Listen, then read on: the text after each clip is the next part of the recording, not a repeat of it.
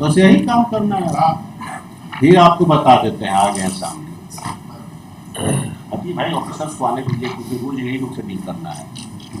आप लोग तो खाली माउथ पीस है, क्या कहते हैं, authorise speaker, officer of the court है, लेकिन यू आर आधिकारिक वक्ता on behalf of the, you are suppose to express the views and the wording and the argument of the, ऐसे समझ लीजिए। थोड़ा सा प्रॉब्लम आ रहा है, नहीं आएगा प्रॉब्लम, कोई प्रॉब्लम नहीं।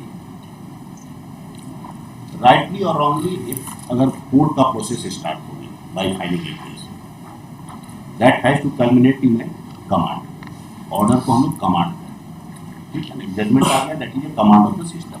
बाई लॉर्ड सिंगल जज, अगर हाई कोर्ट की बात करेंगे तो सिंगल जज का कमांड, सिंगल जज का कमांड है किसी पर्टिकुलर जज का। और देन अगर वो फाइनलाइज हो गया तो system of the command of the system हो जाता है। अब अगर एक कमांड इशू हुआ बाई सिंगल जज या डिवीजन वाट एवर, एक पर्सनलाइज करके लॉ को, एक केस का प्रोसेस को फॉलो करते हुए हमने एक प्रोडक्ट तैयार किया, दैट इज ए कमांड। उस कमांड को क्रिटिसाइज करने का पावर किसी को नहीं। उस कमांड को ना स्टे किया जा सकता है, ना मॉडिफाई किया जा सकता है, ना डिले किया जा सकता है, अदरवाइज सिविल कंटेम्प्ट, और अगर क्रिटिसाइज करते हैं तो क्रिमिनल। सिस्टम ने एक मेथड दिया है आपको उस जजमेंट को क्रिटिसाइज करने का, that is A through the process of appeal. आप अपील के प्रोसेस में उस जजमेंट को थॉरली क्रिटिकली एनालाइज कर सकते हैं, जजमेंट को जस्ट एनालाइज कर सकते हो, उसको क्रिटिसाइज कर सकते हैं कि भाई ये जजमेंट गलत है, नॉन एप्लीकेशन ऑफ वर्ड भी यूज करते हैं आप, नॉन एप्लीकेशन ऑफ माइंड है, नोट अप्रिशिएशन ऑफ फैक्ट है, रॉन्ग एप्लीकेशन ऑफ लॉ है, जो बोलना है। अपीलेट कोर्ट में आपको पास लिबर्टी है, जैसे पार्लियामेंट में लिबर्टी होता है, उसे अपीलेट फोरम में आपको लिबर्टी है, ऑफ कोर्स विथ डिसेंसी और with certain control you can criticise the judgement. और अगर आपका क्रिटिसिज्म एक्सेप्ट हो गया, जजमेंट को रिवर्स कर दिया गया, तो वो प्रिवेल करेगा पीछे वाला, दिस इज द वन।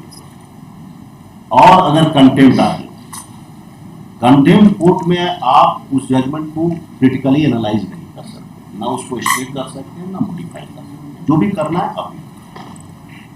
बात समझ गए?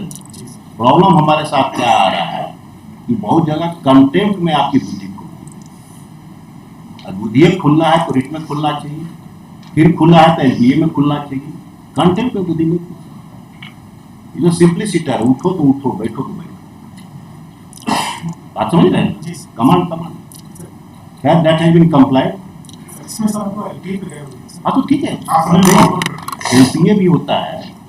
हम लोग ऐसा हो, हम ही सरकारी वकील 18 साल थे, ऐसा खूब ऑर्डर करवाते थे। एलपीए में आप गए हैं, एलपीए ये भी जजमेंट है कि अगर कंटेम्प्ट फाइल किए उसके बाद एलपीए में, क्योंकि LPA should be bona fide, not the mala fide, not for a creation of the defence. अगर ये हमको लगता है it is a creation of defence, it is a ploy to delay the और स्टे द कमांड, तब तो हम नेगेटिव एरिया में चले जाएंगे, तब तो कंटेम्प्ट में कहो। बस इतने और कुछ नहीं, कीप इट इन माइंड। और इस सब में बहुत ज़्यादा दिन प्रोसेस चलता नहीं, जो भी करना है आप अपील फाइल कीजिए, नहीं तो कंप्लाई कीजिए। अगर अपील में डिले हो गया है, you have landed in wrong arena, तो इन दैट केस में subject to the result of LPA कर फर्दर प्रोसीडिंग कर, दैट इज कैन बस आपने कर दिए।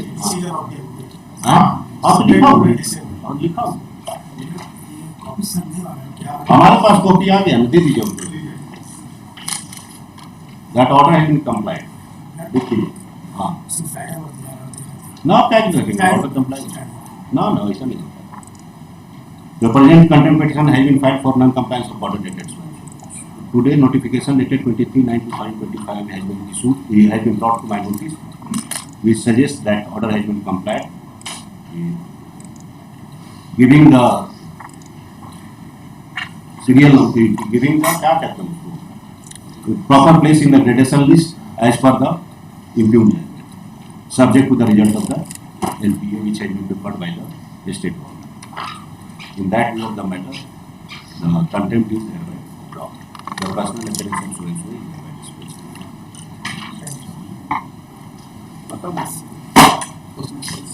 Let the notification of so and so should be kept on record. Supplementary cost